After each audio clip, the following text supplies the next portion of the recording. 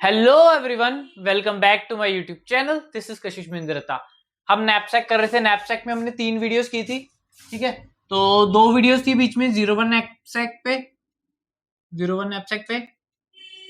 एक हमने वीडियो की थी अनबाउंडेड नैपसैक पे।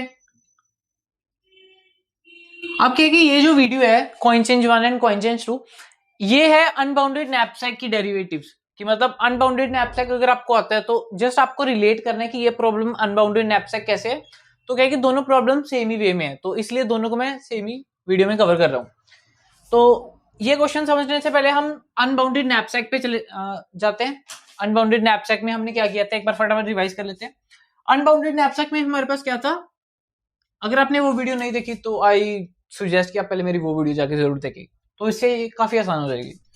तो अनबाउंडेड नैपसैक में क्या था कि मेरे पास जैसे सर्टेन वेट्स दिए थे, तो सेम ले लेते हैं फॉर क्लैरिटी। जैसे मेरे पास 3 वेट्स हैं और उसके कॉरस्पॉन्डिंग वैल्यू है, मतलब ये 3 आइटम्स लगा लो कि एक आइटम का वेट 1 है और उसकी वैल्यू 4 है, दूसरी आइटम का वेट 6 है, उसकी वैल्यू 20 है, तीसरी आइटम का वेट 9 है और उसकी वैल्यू लेट्स से 18 है।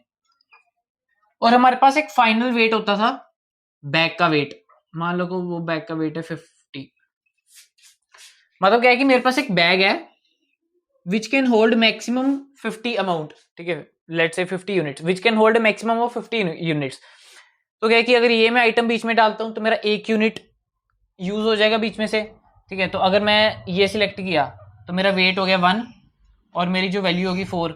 और अगर मैंने 6 सिलेक्ट कर लिया साथ में तो मेरा जो वेट हो गया वो हो गया मेरा 7 और वैल्यू कितनी होगी 24।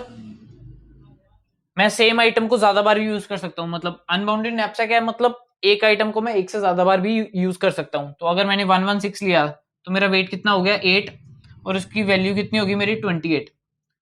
हमें क्या है कि वेट इस तरह से चूज करने की जो सबमिशन ऑफ वेट्स है ना, जो भी हम यूज करें, ये मैंने 2 बार ले लिया, ये मैंने 1 बार ले लिया, मान लो कि ये भी मैंने 3 बार ले लिया, इन तीनों को जो सबमिशन है, मतलब सभी आइटम्स का वेट जो मैं बैग में डाल रहा हूं, that should be less than equal to 50 से ज्यादा हो जाएगा, मतलब बैग का अपर लिमिट है 50 की, मतलब 50 से ज्यादा वेट ये सपोर्ट नहीं कर सकता।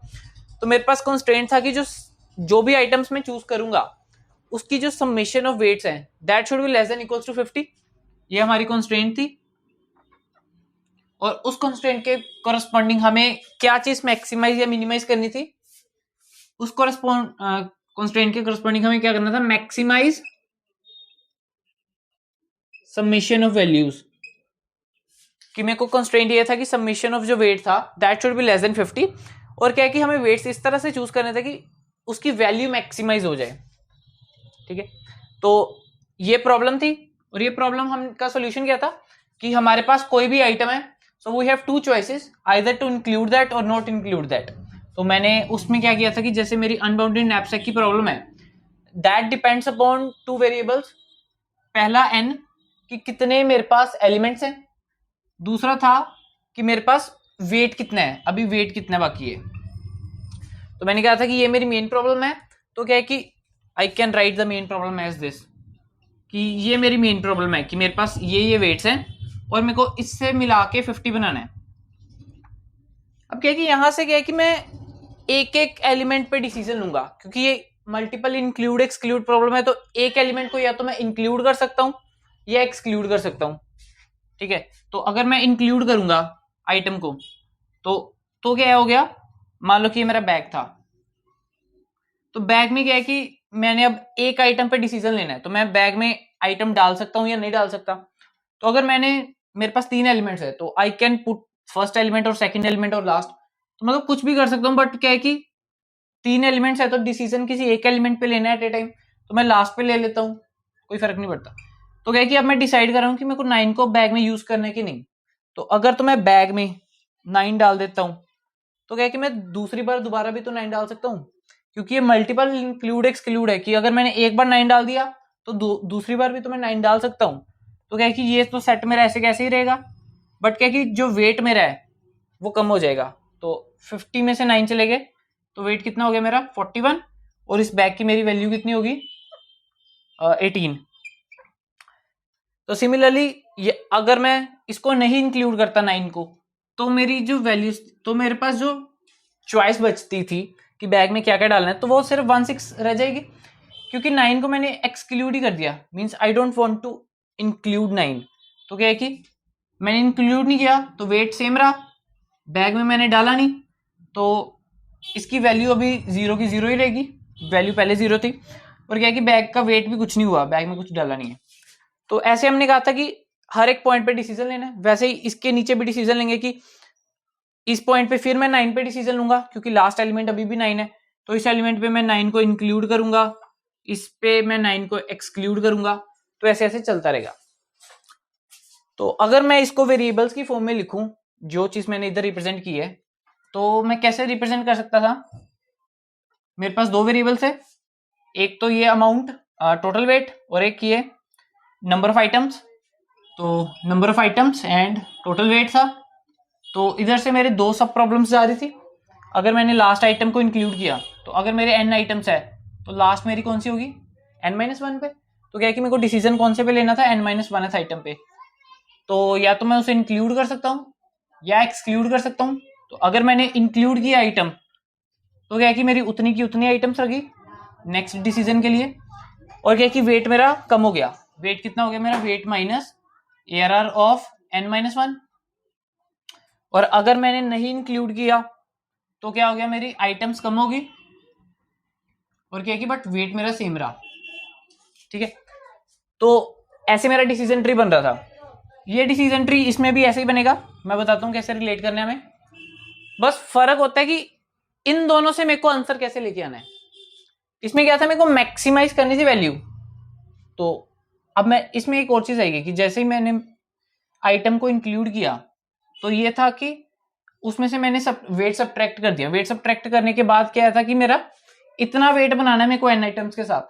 और क्या कि मैंने एक आइटम डाल दी बैग में, तो बैग में उसकी वैल्यू भी तो काउंट होगी। तो ये हो गया वैल्यू ऑफ n-1 प्लस इसमें हमने इंक्लूडिंग किया था।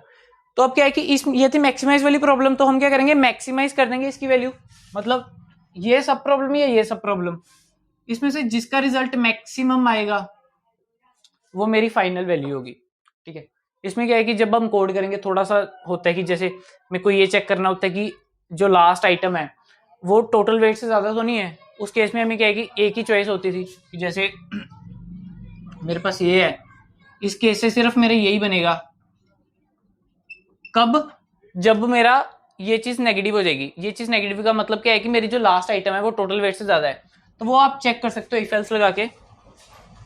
So I was relating this problem with the unbounded knapsack। तो इसमें भी क्या है कि मैं कॉइन्स मल्टीपल टाइम यूज कर सकता हूँ। मेरे को बनाना है अमाउंट, तो अमाउंट अगर अनबाउंडेड नैपसैक से कंपेयर करूँ तो ये मेरा टोटल वेट हो गया, और ये मेरा क्या हो गया? वेट से एरे हो गया। तो ये मेरा वेट से एरे हो गया, ये मेरा टोटल वेट हो गया।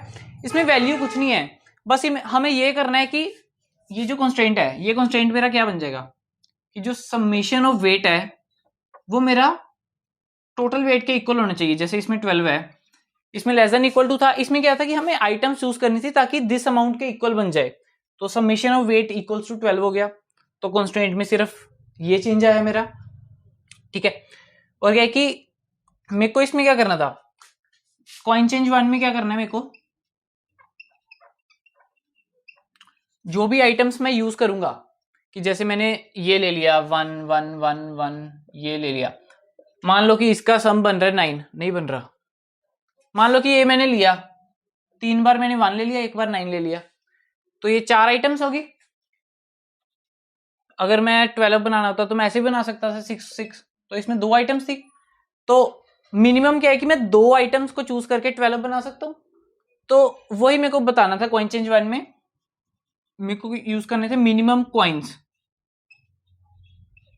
तो कंस्ट्रेंट इसमें कॉइन चेंज 1 में मिनिमम कॉइन्स, और कॉइन चेंज 2 में क्या है कि मेरे को डिफरेंट वेज बताने हैं कि कितने वेज से मैं 12 बना सकता हूं। तो एक तो मैंने कहा था कि 9 + 1 + 1 + 1, ये फर्स्ट वे हो गया। सेकंड वे क्या हो गया मेरे पास? 6 + 6। थर्ड वे क्या हो गया? सारे 12 वंस। तो मतलब ऐसे कितने वेज बन रहे हैं मेरे को सारे बताने थे। तो इसमें कितना हो गया, मेरे को क्या करना है, बताना है बस टोटल नंबर ऑफ वेज। इसमें मैक्सिमाइज नहीं करना, इसमें सिर्फ मेरे को बताना है टोटल नंबर ऑफ वेज क्या है। तो ये चीज कैसे चेंज होगी कॉइन चेंज 1 में और कॉइन चेंज 2 में, हम वो देखना है। ठीक है, कोड मैं नहीं लिखूंगा, कोड खुद लिखना है, क्योंकि मेन चीज तो यही होती है। मैं रिकर्सिव रिलेशन और बेस कंडीशंस बता दूंगा। अनबाउंडेड ऐप से कराया भी है, कोड भी कराया, बहुत अच्छा कराया। तो वो अगर आपने बना लिया तो ये भी आप बना लोगे। तो अब इसमें से कैसे चेंज होगा ये, नाम हम यही रहने देते हैं, unbounded knapsack of n items, और हमें बनाना था W। W की जगह इधर लिख देते हैं अमाउंट। तो हमने लास्ट आइटम को देखा कि इसको मैं इंक्लूड कर रहा हूं कि नहीं, कि मतलब ये वाला कॉइन इंक्लूड करना कि नहीं। अगर मैंने लास्ट वाला कॉइन इंक्लूड किया, इसमें वैल्यू कुछ नहीं आएगी, क्योंकि हमें वैल्यू तो मैक्सिमाइज नहीं ना करनी। इसमें क्या है कि मिनिमम नंबर ऑफ कॉइन्स बताने हैं। तो ये था इंक्लूड का।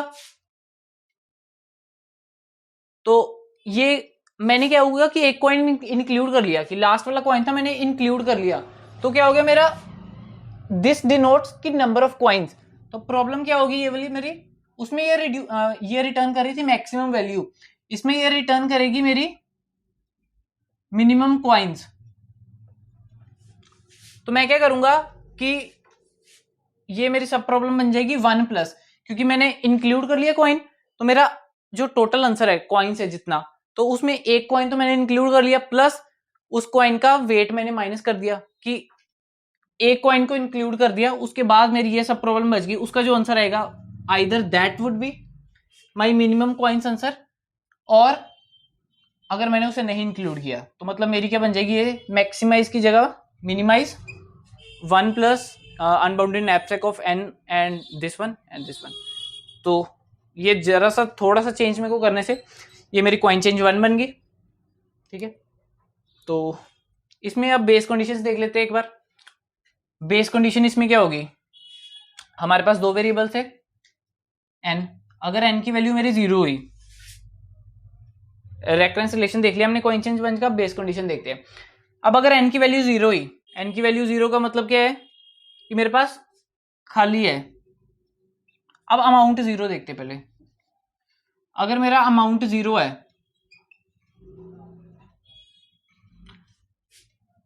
तो मेरे पास मान लो कि ये 3 आइटम्स हैं, बट मेरे को बनाना 0 है, तो कितने कॉइन से मिनिमम 0 बना सकता हूं मैं, 0 से ही। मेरे को ये बताना था ना कि कितने कॉइन चूज करूं। तो क्या है कि मेरे को 0 बनाना है, तो मैं एम्प्टी सेट ले लेता हूं। तो क्या है कि मेरे को कोई भी कॉइन नहीं यूज करना पड़ा, मेरे को कोई कॉइन डालना ही नहीं पड़ा। तो अगर अमाउंट 0 है तो इसका आंसर क्या है कि 0 है। दूसरी बेस कंडीशन मेरी क्या बनेगी, अगर मेरा n की वैल्यू 0 है, ये मेरी पहली बेस कंडीशन होगी। अगर मेरी n की वैल्यू 0 है तो मतलब मेरे पास कोई एलिमेंट ही नहीं है। अमाउंट है मेरे पास, अमाउंट है, मेरे को 12 बनाना है, बट मेरे पास अभी कोई एलिमेंट ही नहीं है बनाने के लिए। तो उस केस में मैं -1 रिटर्न करूंगा। क्वेश्चन में बताया होगा कि मतलब -1 या कुछ भी रिटर्न करो, तो उस केस में मेरे को -1 रिटर्न करना पड़ेगा। तो ये तो मेरी बेस कंडीशंस होगी कॉइन चेंज 1 में। अब क्या है कि यही प्रॉब्लम को कॉइन चेंज 2 में कन्वर्ट करते हैं। कॉइन चेंज 1 का हो गया पार्ट खत्म। कॉइन चेंज 2 में है कि मेरे को नंबर ऑफ वेज बताने हैं कि कितने वेज से मैं ये अमाउंट बना सकता हूं। तो अब क्या है कि जो मेरी फाइनल प्रॉब्लम है वो मेरे को क्या बताएगी, टोटल नंबर ऑफ वेज। अब क्या है कि ये भी फंक्शन मेरा यूके है, ये भी यूके है, ये भी यूके है, यूनाइटेड किंगडम नहीं, अनबाउंडेड नैपसैक। तो ये टोटल नंबर ऑफ वेज बता रही है, तो ये भी टोटल नंबर ऑफ वेज बताएगी। बट क्या है कि जैसे ये था मेरा मेरे पास अभी था 1, 6 एंड 9, इससे मेरे को बनाना था 12। तो मैंने इसको दो पार्ट्स में स्प्लिट किया, इंक्लूड एक्सक्लूड। अगर मैंने इंक्लूड कर दिया आइटम, मेरा जो आइटम्स तो 3 ही रहेंगी, क्योंकि मैंने एक आइटम इंक्लूड कर दी। तो बनाना था मेरे को 3, क्योंकि मैंने इंक्लूड कर दिया। अगर एक्सक्लूड कर दिया तो मेरे को बनाना अभी भी 12 है, बट एलिमेंट कम हो गया। अब क्या है कि मेरे को 12 बनाना है 1,6 से। इसका जो आंसर आएगा, लेट्स से इसका आंसर x है, और क्या है कि इसका जो आंसर आएगा, लेट से आंसर y है, तो इसके जितने भी कॉम्बिनेशंस बनेंगे उन सभी के पीछे मैं 9 लगा दूंगा, तो उतने ही कॉम्बिनेशन रह जाएंगे। मतलब जैसे मेरा क्या है कि 3 बनाना है इसे, तो मेरे पास एक ही रास्ता है 1,1,1। अब क्या है कि मान लो कि इसके y कॉम्बिनेशंस बनते, इस केस में एक ही बन रहा है, तो क्या है कि सभी के पीछे मैं अगर 9 लगा देता, तो क्या है कि इनका सम 3 था, तो इनका सम क्या हो जाएगा 12 हो जाएगा। तो क्या है कि y रास्ते से मैं बना सकता हूं इंक्लूडिंग 9, और क्या है कि x रास्तों से बना सकता हूं मैं एक्सक्लूडिंग 9। तो इन दोनों को ऐड कर दूंगा तो मेरे टोटल नंबर ऑफ वेज बन जाएंगे। तो इसमें क्या है कि मिनिमम मैक्सिमम फाइंड करने की बजाय दोनों को ऐड कर देना है, ठीक है। तो बस इतना सा फर्क पड़ा इसमें। अब क्या है कि इसमें बेस कंडीशंस देख लेते हैं एक बार। तो सबसे पहले हम अमाउंट देख लेते हैं कि अगर मेरी अमाउंट 0 है, तो अमाउंट 0 है, मेरे पास कॉइन्स है 1 2 3, तो अमाउंट 0 है, तो क्या है कि मैं एम्प्टी सेट ही लूंगा। अब क्या है कि इसका आंसर 0 नहीं है, इसका आंसर 1 आएगा। इसका एक रास्ता है, 1 वे है ये। क्यों? क्योंकि जैसे एज्यूम करो कि मेरे पास था 3 और मेरे को बनाना था 3। अब क्या है कि या तो मैं उसे इंक्लूड कर सकता हूँ या एक्सक्लूड कर सकता हूँ। तो अगर मैंने एक्सक्लूड कर दिया तो मेरे पास ये एम्प्टी हो गया, मैंने 3 पे डिसाइड किया था, 3 मैंने नहीं इंक्लूड किया, बनाना मेरे को फिर भी 3 है। बट अगर मैंने इंक्लूड कर दिया तो क्या है कि मेरे पास 3 बचा है, बट बनाना मेरे को अभी 0 है। अब क्या है कि ये वही प्रॉब्लम होगी कि मेरा अमाउंट 0 है बट बनाना मेरे को 3 है, मतलब अमाउंट 0 है बट मेरे पास पड़ा भी 3 है। तो ये मेरा रिटर्न करेगा 1 और ये मेरा रिटर्न करेगा 0। और क्या है कि दोनों को ऐड करेंगे तो मेरा क्या बन जाएगा 1 + 0 = 1। ये इसलिए क्योंकि ये देखो, ये एक रास्ता है कि खाली सेट, ये कह रहे हैं कि खाली सेट भेज दो। तो क्या है कि खाली सेट में क्या है कि जितने भी आइटम्स है हर एक के पीछे 3 लगा दो, तो वो मेरा एक रास्ता बन गया ना। तो इसमें से 0 ही है, समझ रहे हो ना कि मतलब अमाउंट 0 होने से मतलब क्या है कि वो 1 रिटर्न करेगा कि एक ही रास्ता है 0 बनाने का, दैट इज एम्प्टी सेट। तो क्या कि हर एक सेट की वैल्यू के पीछे मैं 3 ऐड करूंगा तो वो मेरे टोटल वैल्यूज बन जाएगी ना। तो पहली बेस कंडीशन होगी कि अगर अमाउंट 0 है then our answer will be 1। दूसरी ये वाली बेस कंडीशन होगी कि अगर मेरे n = 0 हो गया, कि मतलब मेरे पास आइटम्स कोई नहीं बची, तो उस केस में मैं रिटर्न करूंगा 0। तो ये मेरी 2 कंडीशंस होगी कॉइन चेंज 2 में। अब क्या है कि मैंने रेकरेंस रिलेशन भी डिस्कस कर लिया है, बेस कंडीशंस भी डिस्कस कर लिया है। अब आपके लिए ये दोनों प्रॉब्लम्स करना मुश्किल नहीं होगा, ठीक है। फिर भी मैं इसका कोड जो है डिस्क्रिप्शन में डाल दूंगा, अगर कहीं दिक्कत है तो आप देख सकते हो कि उसमें क्या दिक्कत है। अब क्या है कि इसको ऑप्टिमाइज हम कर सकते हैं। ऑप्टिमाइज मैंने कहा था कि अनबाउंडेड नैपसैक है, तो इसकी कॉम्प्लेक्सिटी मेरी क्या बन जाएगी, ऑफ अमाउंट, ये बनेगी मेरी स्पेस कॉम्प्लेक्सिटी, और टाइम कॉम्प्लेक्सिटी थी मेरी ऑफ n × अमाउंट। ये कैसे है, ये मेरी प्रीवियस वीडियो आप अगर अनबाउंडेड नैपसैक देखिए तो पता होगा, नहीं देखी तो एक बार देख लो, ठीक। So this was all about this video, okay, meet in the next video.